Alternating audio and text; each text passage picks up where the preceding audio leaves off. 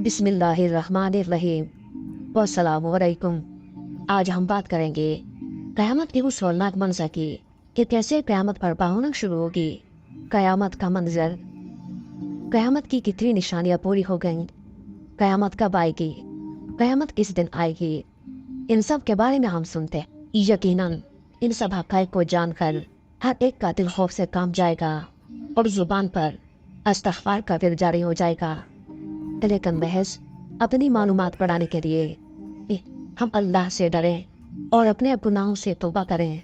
क़यामत कैसे शुरू होगी?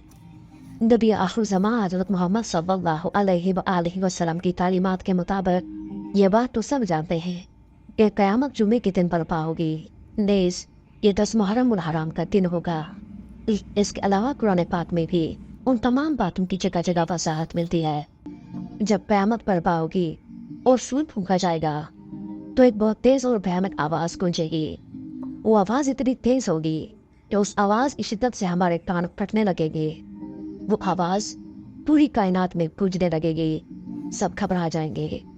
बेटा खौफज़दा होकर अपनी माँ को आवाज़ देकर, लेकिन वही माँ जो इसकी एक ज़रा सी आहट को सुन लेती थी, उस वक्त उसको पहचानने से इनकार कर देगी।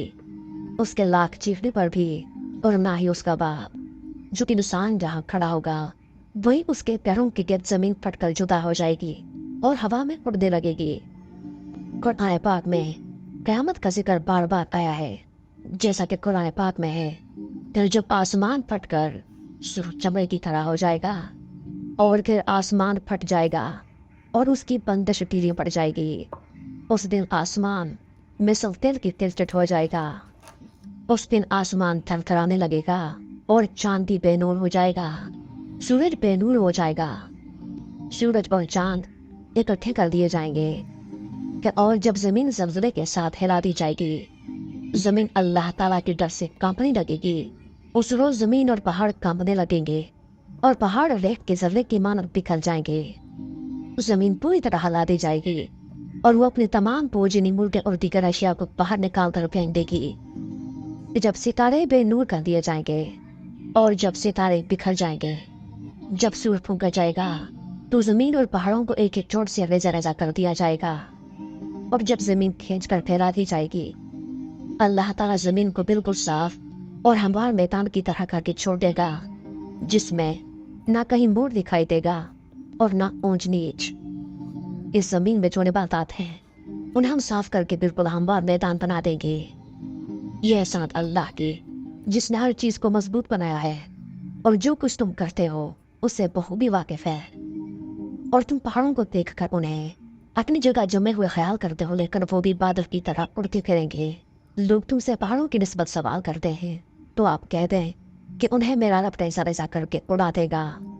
और फिर जब पहाड़ रेजा रेजा कर दिए जाएंगे तो वो बस मिसल बिखरा हुआ गुबार होकर रह जाएंगे। उस वक्त सूरज उनके बहुत नज़दीक होगा। उस वक्त समुंदर भड़का दिए जाएंगे और फिर समुंदर बह निकलेंगे और जमीन तांबे की तरह फेंकने लगेगी। वो प्यास की शिद्दत से तड़पेंगे, लेकिन उन्हें पानी नहीं मिल सकेगा और न उन लोगों की जिस्म पर लिबास होगा। वो सब लोगों को एक साथ जमा कर लिया जाएगा। उनके सरों पर सूरज आग बरसाएगा। जब वक्त एक दिन 50,000 साल का होगा और 7 दिन तक उन्हें उस हाल में रखा जाएगा। उसके बाद अल्लाह की अदालत कायम होगी। लोगों को उनके आमाल नामे दिए जाएंगे।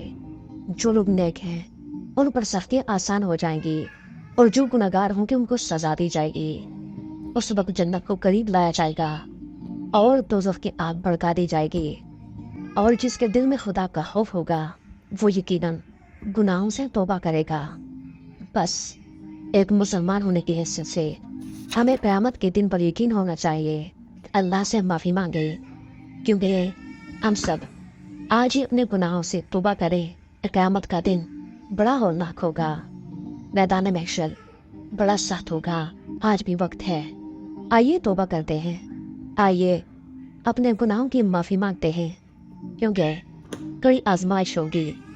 हम अल्लाह पाक को क्या मुँह दिखाएंगे, लेकिन जैसे ही ये सांस बंद हो जाएगी तौबा का दरवाज़ा हम पर बंद कर दिया जाएगा। जब तक सांस है तब तक हमारे पास चांस है और दोबारा क़यामत के दिन हम को उठाया जाएगा। अल्लाह पाक हम सबको समझने اور نیک اعمال کرنے کی توفیق عطا فرمائے، آمین یا رب العالمین۔ لیکن اتنے عرصے کے بعد آئے گی، یہ اللہ تعالیٰ کے مخفی علوم میں سے ہے، یہ بات اللہ کے سوا کوئی نہیں جانتا۔ لیکن ایک چیز جو ہمارے پیارے نبی حضرت محمد صلی اللہ علیہ وآلہ وسلم نے ہم تک پہنچائی، وہ قیامت کے ہولناک منظر کے بارے میں ہمیں آگاہ کیا۔ پھر ہم افسوس کریں گے کہ کاش ایک دن مجھے مل گیا ہوتا اور میں اپنے گناہوں سے توبہ کر لیتا۔